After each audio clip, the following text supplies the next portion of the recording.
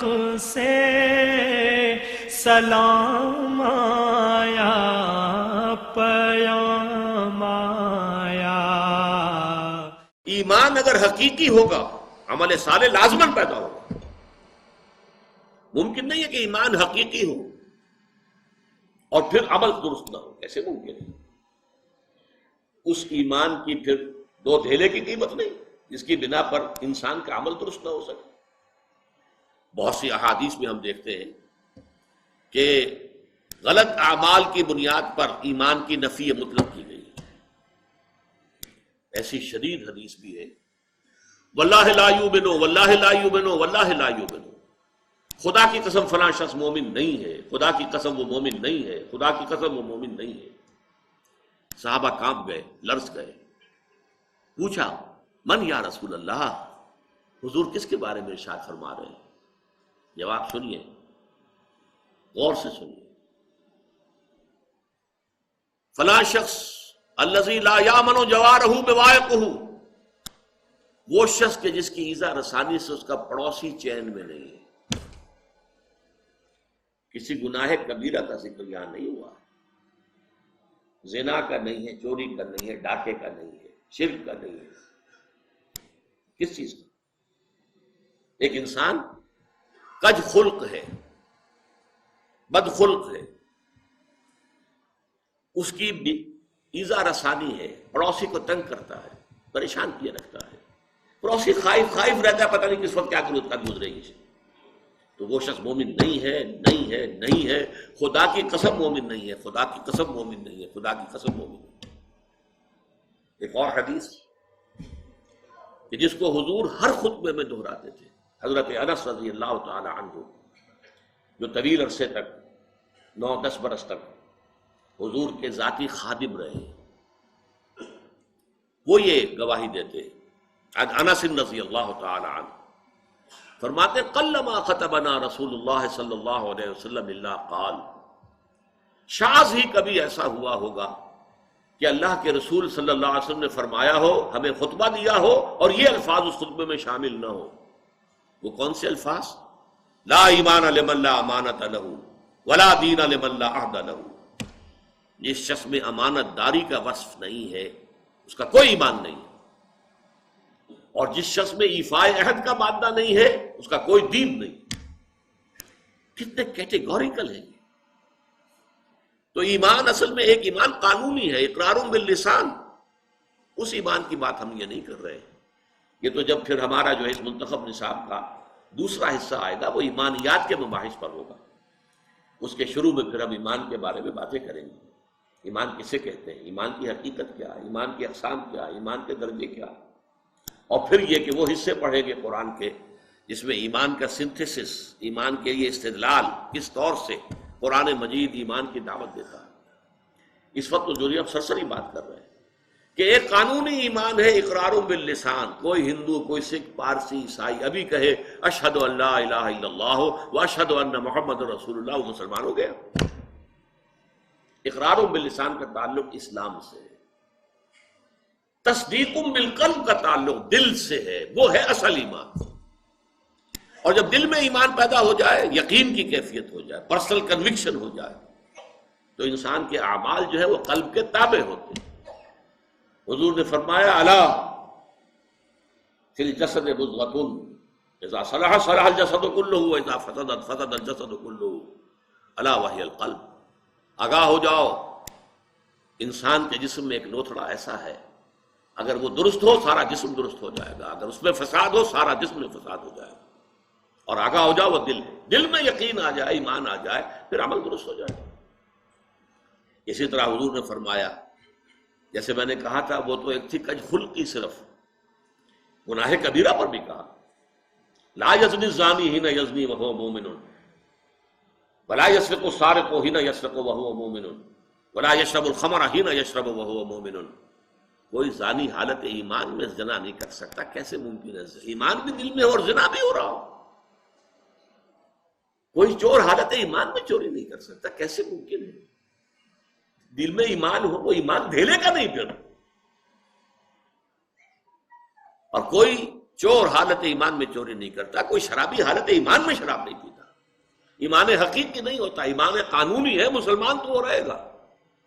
چور بھی مسلمان ہے، زانی بھی مسلمان ہے، شرابی بھی مسلمان ہے۔ آپ حد جاری کیجئے، چور کا ہاتھ کاٹ دیجئے، جو چاہے کرے، لیکن وہ مسلمان رہے گا۔ قانونی اسلام اور ہے، قانونی ایمان ایک حقیقی ایمان ہے جو دل کے اندر راسخ اور جاوید ہو جائے۔ اگر وہ ہوگا تو عمل درست ہو جائے گا۔ اب نوٹ کیجئے، عمل کے لیے لفظ جو آیا ہے، جیسے میں نے عرض کیا دہر اور عصر، عربی زبان کا ایک لفظ ہے فعل، ایک ہے عمل۔ انسان سے جو بھی حرکت سرزد ہو رہی ہو، خواہ وہ بالارادہ ہو، غیر ارادی طور پر ہو، خواہ وہ بڑی سہولت سے ہو جاتی ہو، خواہ اس میں مشقت آتی ہو، تکلیف جھیلنی پڑے، وہ فعل ہے۔ لیکن عمل کہتے ہیں مشقت طلب کام کو، محنت طلب بالارادہ عمل۔ اس لیے عاملۃ ناصبہ سورۃ الغاشیہ میں آیا ہے، وجوہ یومئذ خاشعۃ عاملۃ ناصبہ، تھکے ہوئے ہوں گے، مشقت زدہ ہوں گے چہرے، جیسے کوئی آدمی تھک ہار کر کھڑا ہو، ایسے کھڑے ہوں گے قیامت کے دن۔ تو عاملہ، عاملہ وہ ہے کہ جو تھکا ہوا ہو، تھکا ماندہ انسان۔ تو عمل وہ کام ہے جو مشقت طلب ہو، محنت طلب ہو، ارادے کے ساتھ کیا جائے، آپ کا فری چوائس ہو اس کے اندر۔ صالحات، نیکیاں۔ اب اس لفظ کو بھی حقیقت کو سمجھیے، صالح کس کو کہتے ہیں؟ جس میں صلاحیت ہو۔ صلاحیت کا لفظ اسی سے ہے نا، من صلح، اس میں صلاحیت ہے۔ صلاحیت ہے تو اس کو پروان چڑھا سکتے ہیں۔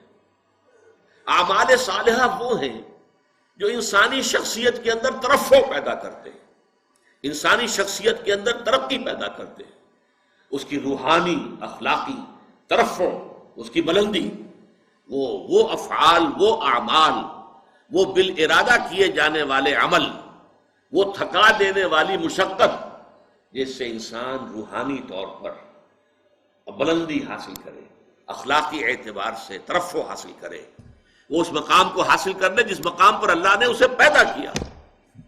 لقد خلقنا الانسان فی احسن تقویم، انسان کو تو ہم نے بہترین ساخت پر پیدا کیا تھا، بہت اونچے مقام پر پیدا کیا تھا، مسجود ملائک بنایا تھا، تمام فرشتوں کو اس کے سامنے جھکا دیا تھا۔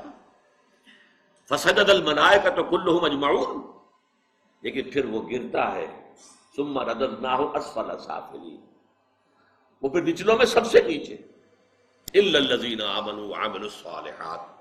اس پستی سے ابھرنے کے لیے پہاڑ سے آپ کو نیچے گرا دیا گیا، پہاڑ پر چڑھنے کے لیے آپ کو مشقت کرنی ہوگی، چڑھنا ہوگا۔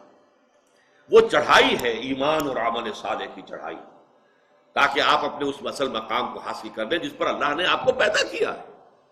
حیوانیت کی سطح میں اگر گر گئے تھے تو اس حیوانیت کی سطح سے ابھر کر دوبارہ انسانی مقام کے اوپر آنا، شرف انسانیت کو دوبارہ حاصل کرنا، یہ ہے وہ محنت، یہ ہے وہ مشقت۔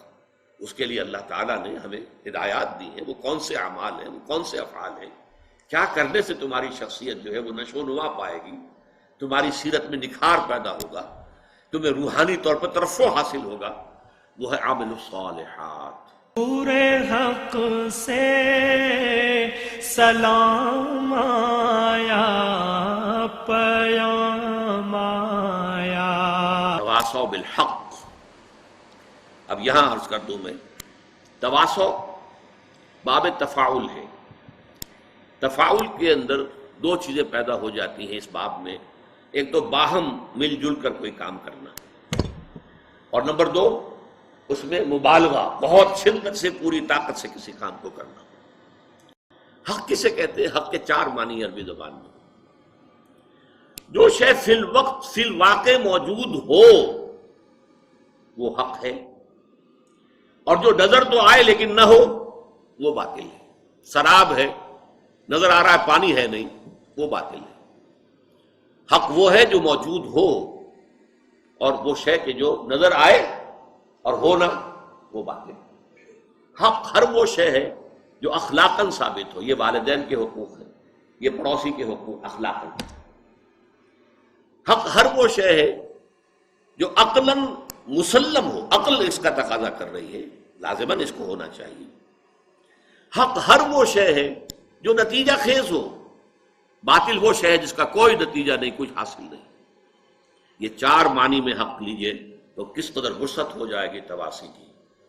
اور باہم ایک دوسرے کو کرنے کا مطلب کیا ہے؟ ایک اجتماعی زندگی وجود میں آنی چاہیے۔